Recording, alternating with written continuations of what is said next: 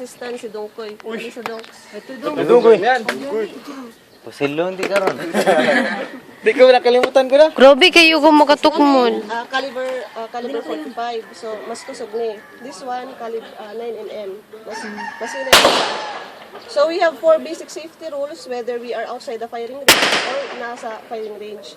Why? Nga naman, pag nata sa firing range, we must observe everything, the 4 basic rules kay yung iba pang tao, baka masagitan mo.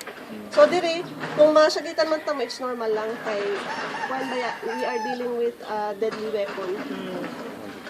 So, we have 4 basic... Dunggoy yo.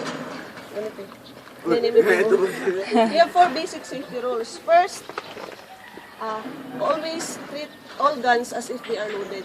Ibig sabihin, pag magunit ta og pusil, makita ta, always think na loaded na siya.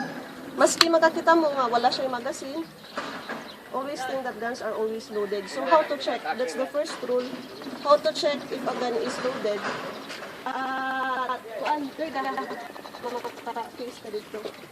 Case ka dito. Akong gigulitan, 45 ha? Sige lang yan. First,